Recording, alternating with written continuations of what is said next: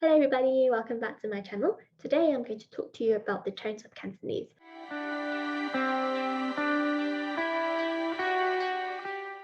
So for Cantonese learners, probably Cantonese native speakers, you probably would have heard that there are 9 tones in Cantonese. I want to tell you honestly, even native Cantonese speakers are like, what are you talking about 9 tones? Because to be honest, there are like 6 main tones. So I guess good news, there are only 6 main tones and 5 most distinguishable tones. I'll show you what I mean. So here it is. So here is my little tone chart that I kind of put together. And this is a little chart I kind of pulled off of Google and I kind of modified it to make it easier to look at. And then here are the 6 main tones. So I'll tell you what I mean by 5 distinguishable tones in a bit, but now let me explain to you the different sounds. So a lot of people struggle to differentiate between these sounds, especially when you're used to speaking a language that doesn't have as many tones, like English, which is quite monotone in a sense. It's very hard to grasp. So lots of people give up and they don't learn. Like after a while, they don't really bother anymore because it's too difficult. Trust me, the first part of learning a language is always hard. The hardest part is also to be persistent. So motivated and persevere. Once you've gotten through that sort of like block, you'll start finding it'll be a lot easier. So a lot of practicing, a lot of learning, you'll get there. So I'll say don't give up. So let me just talk about the romanisation system first. So the main one that is used these days is called the Yut Ping system. So Yut Ping, so it's basically they use numbers, so like this. So these are the numbers, and these numbers represent a tone. And you've got something with yellow, which is something like this. So it's represented with symbols, kind of like pinyin in Mandarin. So represented with symbols, and then you've got like a H after a vowel that comes after a vowel for a low tone. The confusing thing is about some of these systems, especially with the Yut Ping, is that these numbers do not represent the sort of the pitch of the tone. No, it doesn't. It actually is like, I guess the only pitches you kind of care about are these flat ones. So you've got first, third, and sixth tones. They're quite flat. And then these ones kind of like go up. It's kind of, if you think about Mandarin pinyin, you have the third tone, which is like a little dip.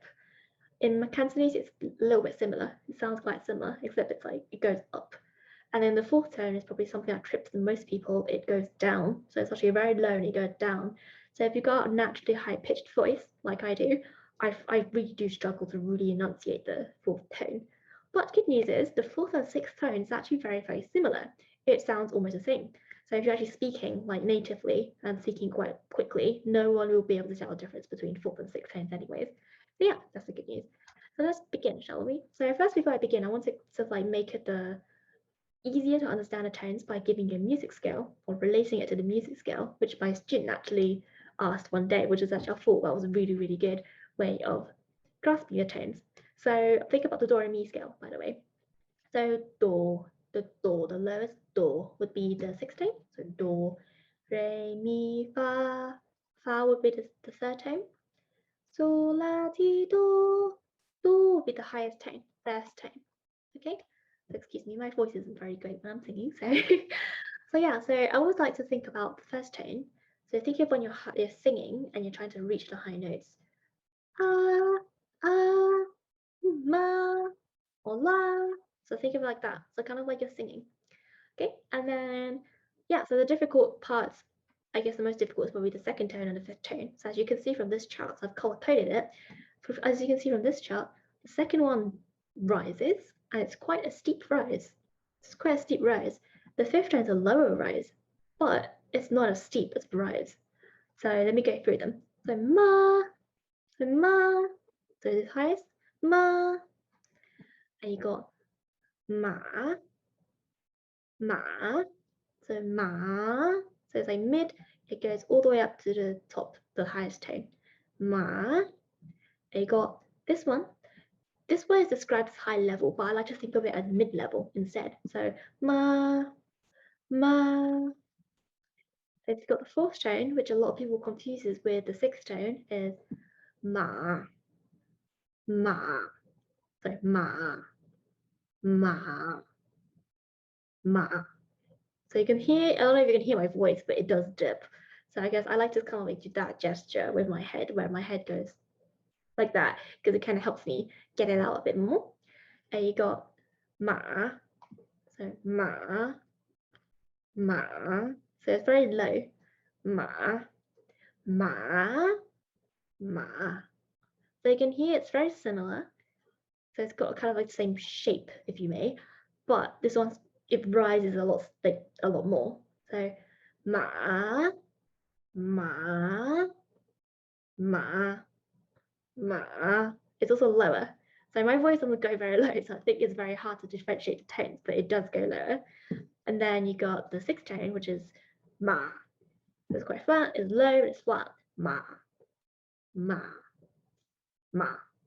So like I said, the fourth and sixth tones are basically the same. So young, si, young, si. So it's very, very similar. And to be honest, even the native ear can't tell the difference between fourth and sixth tones. So yeah, so with that, I'm going to give you, so I've got some examples here. So the first one is ga, ga. So ga means home or house or family. Ga ting is family. Ga ting, ga. Second example for the second tone I've got is jaw. So jaw, jaw, which is a past participle. If you put that at the end of a verb, it becomes past, it turns into the past simple form.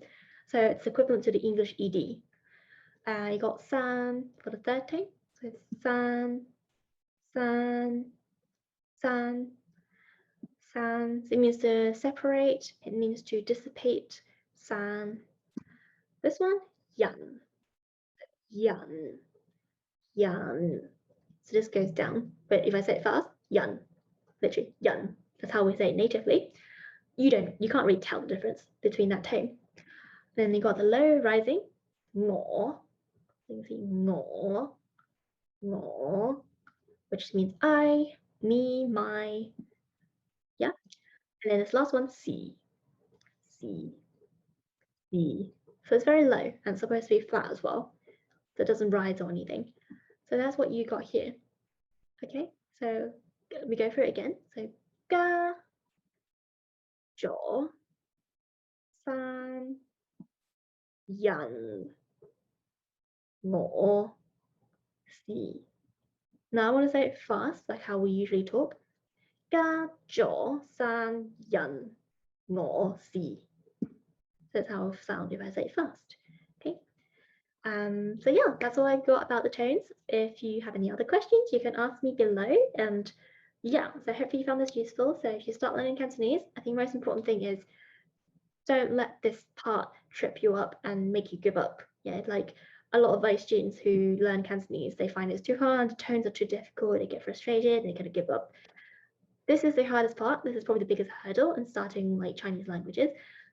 As long as you pass this stage, you'll be good. You'll be Gucci. You'll be off to go, and you'll be able to like build your vocabulary and then build your grammar, and then you'll be able to speak quite fluently. Okay, so that's all I have for today. Hope you found it useful, and if you have any comments or any suggestions for the next video, please comment below. Please like, subscribe, and I'll see you next time. Bye.